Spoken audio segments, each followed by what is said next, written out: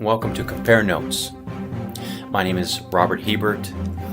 Hopefully we can compare some notes in reference to the increase in violence and school shootings that we've been plagued with for the past decade plus. I'm hoping to invoke some effective change, effective conversation, meaningful conversation. In the news, all I see is people reacting, not responding to the problem. When a shooting happens, everybody goes towards gun control. And gun control, don't get me wrong, I absolutely agree. We definitely need to do some corrective measures on gun control. But when we're talking about the increase in violence and the causing factors, what causes the increase in violence? What has changed? When I reflect back, as many of us do, when we look back to when I was in school, the vast majority of the guys in my class, we all had hunting rifles in the back of our vehicles. We all had buck knives on our side, and we never once. I mean, there was fistfights on occasion, but there was never, ever any gun violence, ever. So we have to ask, what are the causing factors of the rise, the massive epidemic rise in violence in our youth? The epic rise in violence, what is causing people to feel that they need to lash out through mass killings or acts of terror, if you will. These are the things that I really want to have a meaningful discussion on. With Compare Notes, I want to just, compare certain things and bring it out. We do need gun control, but these school shootings are not the result of a single gun. Blocking AR-15s does what? We can scream and yell all day long, but at the end we still have the problems. Blocking a single gun is like blaming a car for the 1.1 million year on averages of drunk driving every year. There's tens of thousands of people that are killed every year in drunk driving. Drunk driving, literally, according to MADD and the National Safety Council statistics, affects 1 in every 3 people. It costs each one of us, every person in the United States over the age of 18, it costs $500 for a drunk driver. That means that the average drunk driver, also just another useless piece of information from the National Security Council and MADD, the average drunk driver, between 50 and 75% of the drunk drivers out there continue to drive even after they get their license suspended or they have legal action against them. It affects 1 in every 3 of us. It costs each one of us $500. That's just for drunk driving. Now, if we go into medical malpractice, of course, according to the CDC councils on medical, I can't remember the exact quote for it, but through the CDC statistics, you're looking at over 250,000 people dying every year from medical error. But we don't see picket signs out there saying, holy macaroni, let's work on a new process for how doctors work. We work them to death. We give them extra hours. They're working morning, noon, and night, 7 days a week, and we wonder why we're having issues, but we don't regulate any of that. We don't have any concerns for that somehow because that's not in the forefront of the issues. The whole point for all of these things, to comparing acts of violence to drunk driving to medical malpractice, these are all major problems in America. We focus on one and we hyper-focus on a specific inanimate object. And we think by regulating an inanimate object that somehow is going to resolve the issue. We become a society where it's just, a snack-sized society. We want to be a give me a number one with a Coke, supersize me kind of thing. We don't want to put any cognitive thought into resolving issues.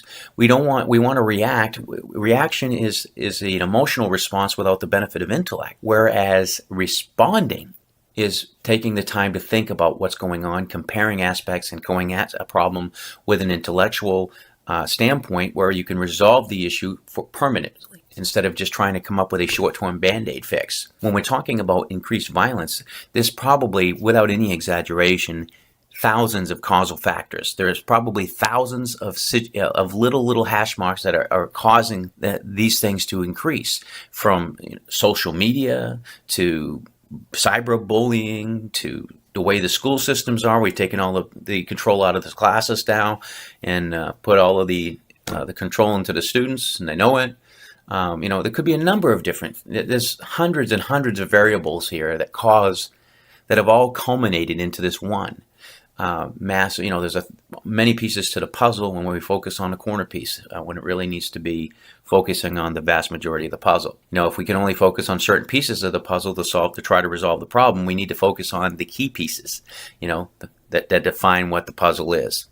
So we're going to, over the next several weeks, we're going to break it down into the top 10 causal variables, and based on the statistics and research that we can get to address these issues, to try to come up with some positive suggestions for moving forward. How can we effect positive change as a society, as a people, to really make genuine changes that will positively affect people, instead of trying to always emotionally react, constantly reacting with emotion without the benefit of intellect.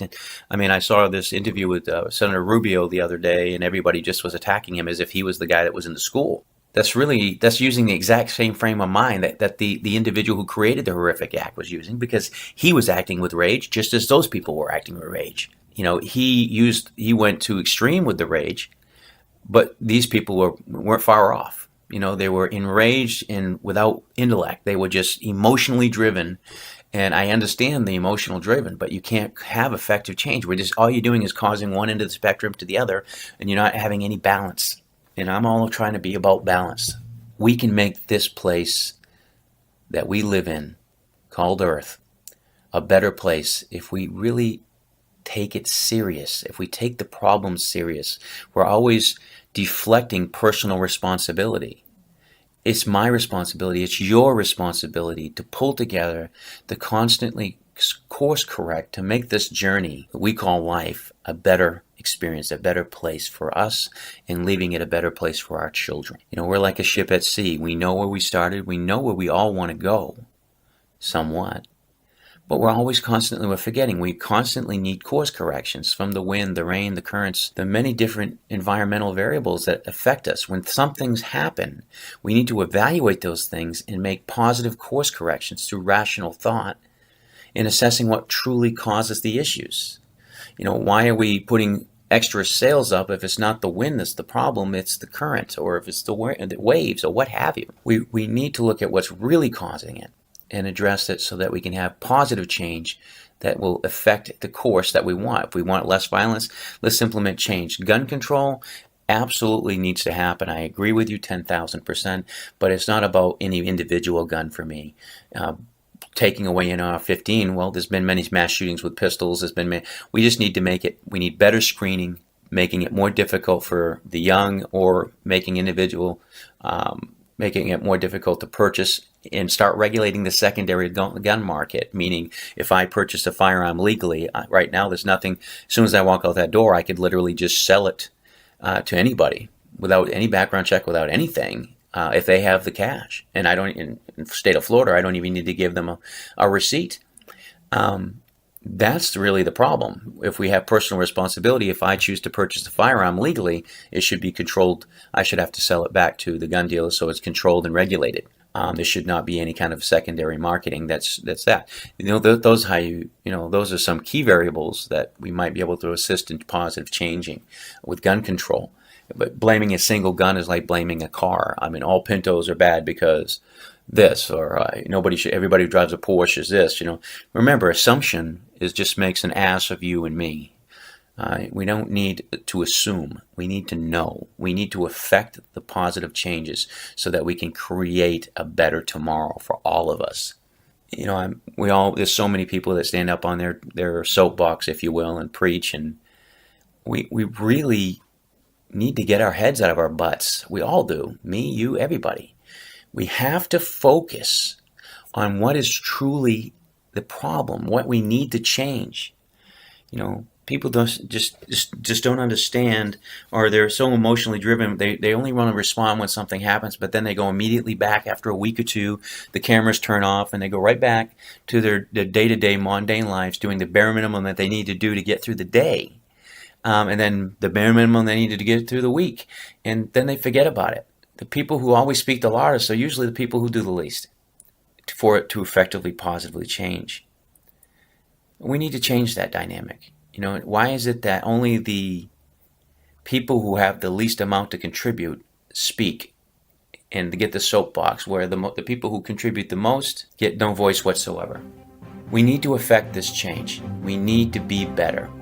I challenge all of us to engage in positive conversation, to reach and research the things that are truly causing the problem, and let's get the solutions underway.